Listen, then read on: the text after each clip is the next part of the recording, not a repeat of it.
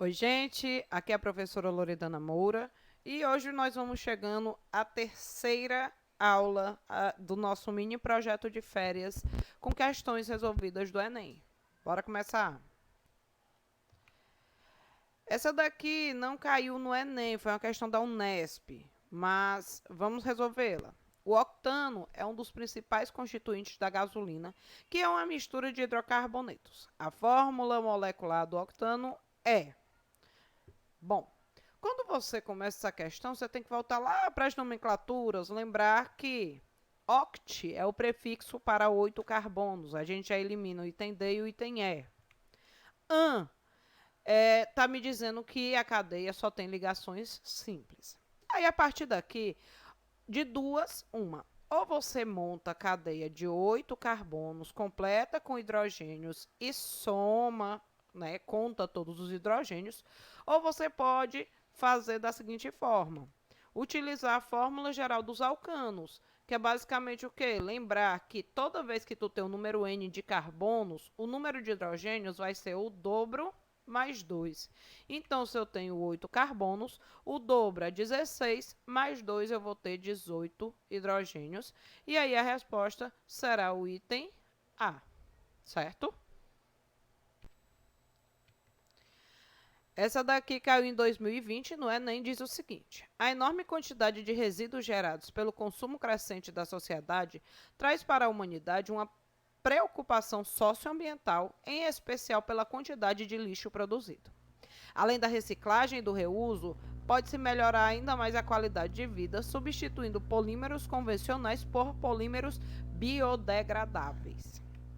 Esses polímeros têm grandes vantagens socioambientais em relação aos convencionais porque não são tóxicos, não precisam ser reciclados, não causam poluição ambiental quando descartados, são degradados em tempo bastante menor que os convencionais ou apresentam propriedades mecânicas semelhantes aos convencionais. Gente, os polímeros biodegradáveis, eles são recicláveis, eles causam poluição ambiental, mas eles são vantagem por um único motivo. Porque o tempo de degradação dele é menor do que o de um polímero convencional. Quer dizer que ele fica bem menos tempo na natureza até desaparecer do que os convencionais. Então, a resposta da questão vai ser relacionada a essa característica dos polímeros, portanto, item D. Certo? Vamos para a próxima. Caiu no Enem de 2010 e diz o seguinte: ao colocar um pouco de açúcar na água e mexer até a obtenção de uma só fase, prepara-se uma solução. O mesmo acontece ao se adicionar um pouquinho de sal à água e misturar bem. Uma substância capaz de dissolver o soluto é denominada solvente. Por exemplo, a água é o solvente para o açúcar, para o sal e para várias outras substâncias. A figura a seguir ilustra essa citação. Aí daí a figurinha e diz: suponha que uma pessoa, para adoçar seu cafezinho, tenha utilizado 3,42 gramas de sacarose. A massa molar da sacarose é igual a 342 gramas por mol. Para uma xícara de 50 ml do líquido. Qual é a concentração final em mol por litro de sacarose nesse cafezinho? Aí me dá os itens aí. Gente, essa questão, existem duas maneiras de você fazer. Você pode fazer pela fórmula da molaridade, certo? Aplicar. Mas, se você não lembrar na hora, dá para fazer por regra de 3, utilizando as unidades que vem aí na própria questão. Então, você começa pela massa molar. 1 mol tem 342 gramas. Portanto, se eu tenho 3,42 gramas de sacarose, eu vou calcular o número de mol, fazendo aqui a regra de 3, fica 342x igual a 3,42, isso aqui dividido dá igual a 0,01 mol. É isso que eu tenho de mol de sacarose no meu cafezinho. Depois, eu vou querer a molaridade. A molaridade, ele me diz que é em mol por litro. A própria questão fala. Então, eu vou dividir o tanto de mol que eu descobri aqui do lado pela quantidade de litro. Ele me deu 50 ml. Eu tenho que transformar isso para litro. Como é que eu faço? Ando 3 casas com a vírgula para o lado esquerdo. Então, fica 0,05 litro. Aí eu divido 0,01 mol dividido por 0,05 litro. É a mesma coisa que 1 dividido por 5, se eu eliminar as casas decimais, que são iguais, tá? Não tem problema nenhum. E aí fica igual a 0,2 mol. Portanto, a resposta da questão é o item B. Ok? Para a próxima. As bebidas fermentadas têm teor alcoólico menor que as destiladas. Na cerveja, por exemplo, considera-se 4 graus Gay-Lussac aproximadamente. Esse GL é graus Gay-Lussac. Gente, isso daí é referente à porcentagem de álcool que tem na bebida. Nas bebidas destiladas, o teor alcoólico é mais elevado. No uísque, por exemplo, há em torno de 45 graus GL.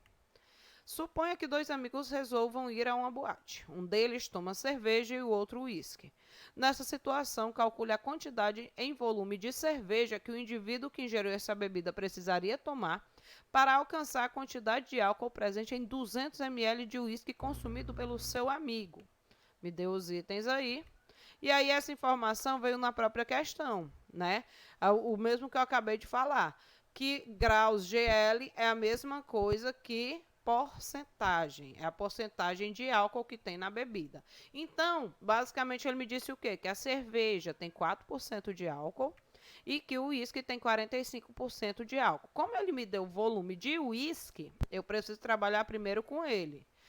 Eu tenho 200 ml de uísque. E aí eu quero saber quanto de cerveja o outro cara beberia para ter consumido o mesmo tanto de álcool. Então, a primeira coisa que você faz é calcular quanto de álcool tem 200 ml de uísque. Ora, como é que eu faço isso? Se em cada 100 ml de uísque tem 45 ml de álcool, por quê? Porque é 45%. Aí, em 200 ml de uísque, eu vou ter quanto de álcool? O dobro, né? Basicamente, 90 ml de álcool. Aí agora, eu vou fazer a conversão desse valor de álcool para saber o tanto de cerveja que o outro cara teria que consumir. Ora, pega aqui, a cerveja tem 4%, portanto, em cada 100 ml de cerveja tem 4 ml de álcool. Então, 90 ml de álcool teria em quantos ml de cerveja? É só fazer essa relação aqui. 4y vai dar igual a 9.000. 9.000 dividido por 4 é só dividir, dá 2.250 ml. Seria o item C, a resposta dessa questão. A gente vai encerrando por aqui. Próxima semana tem mais questões. Beijo, beijo, beijo e